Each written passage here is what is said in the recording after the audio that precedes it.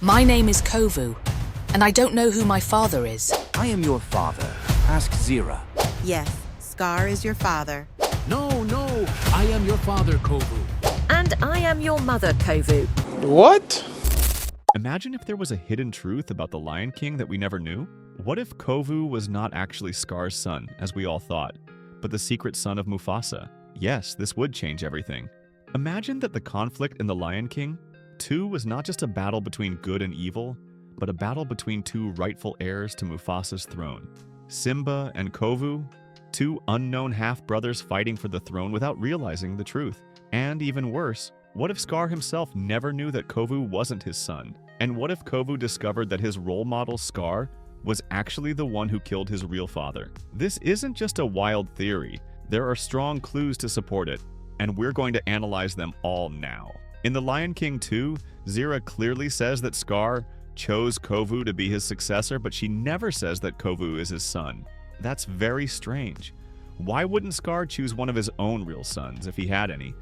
And why don't we see any lions in his pride that resemble him? The weird thing is that Kovu doesn't have any of Scar's features. Not his body shape, not his eyes, not even his behavior. On the contrary, his features look much more like Mufasa's. His muscular build, his facial expressions, and even his voice tone as he grows older, all of this makes him resemble Mufasa rather than Scar. So could there be a big secret that Zira has been hiding? This brings up the question. Could Zira have been involved with Mufasa before Scar entered the picture? We know that Zira was part of the royal pride in the past, but her origins were never explained, nor how she ended up being exiled with Scar's followers. What if Zira was one of the lionesses who admired Mufasa and had a secret relationship with him before he chose Sarabi as his queen? Could it be that she became pregnant with Kovu before Mufasa's death? And when Scar took over, she told him the cub was his to secure his position in the kingdom? If this were true, it would perfectly explain why Zira was so furious after Scar's fall, and why she insisted that Kovu was the rightful king. Maybe she wasn't trying to restore Scar's legacy, but rather she was fighting for Kovu's right as Mufasa's son. But what if Rafiki had a role in this story? Maybe he knew the truth from the beginning, but kept it hidden to protect Kovu from an uncertain fate? Rafiki has always been wise, and perhaps he tried to hint at the truth to Simba, but never dared to say it outright. If he knew the truth, could he have warned Kiara before things escalated into a war between the lions? Now, imagine Scar's reaction if he had discovered this truth. Scar, who had always hated and envied Mufasa, would suddenly find himself raising his greatest enemy's son? How would he feel if he realized that Kovu wasn't his blood, but actually a continuation of the very legacy he tried so hard to destroy? It's possible that Scar never knew the truth, but if he ever suspected that Kovu wasn't his son,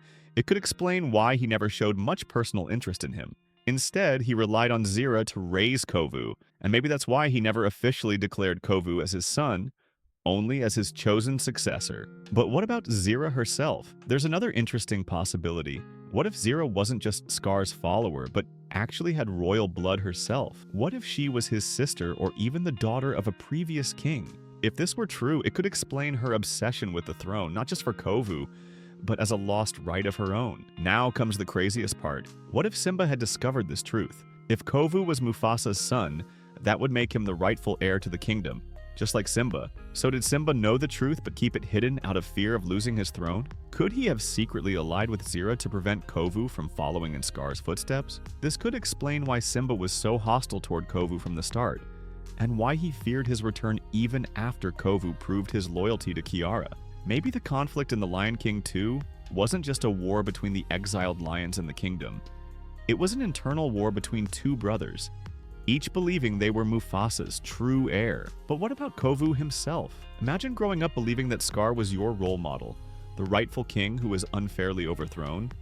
Then suddenly, you discover that your hero was actually the one who killed your real father? How would Kovu feel when he realizes that Scar wasn't his father, but his father's murderer? Would he feel betrayed by Zira, who had lied to him his entire life? Would he abandon Scar's legacy, not just for Kiara's love, but because he finally understood that he had been living a lie? In the movie, we saw Kovu struggling with Scar's legacy, but imagine if his struggle wasn't just between good and evil. It was an identity crisis within Kovu himself. Who was he really? Was he the son of evil or the son of the true king? And at this moment, could Mufasa's spirit appear to Kovu, just as he appeared to Simba before? Maybe Mufasa's appearance would be the defining moment that pushes Kovu to make the right choice.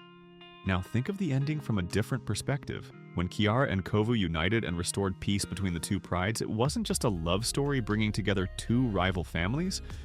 It was, without anyone knowing, a true reunion of Mufasa's family. Zira, the legitimate daughter of Mufasa, and Kovu, the lost son who never knew his origins, together ruling the kingdom as a true royal family. And now, the biggest question: could this theory be true?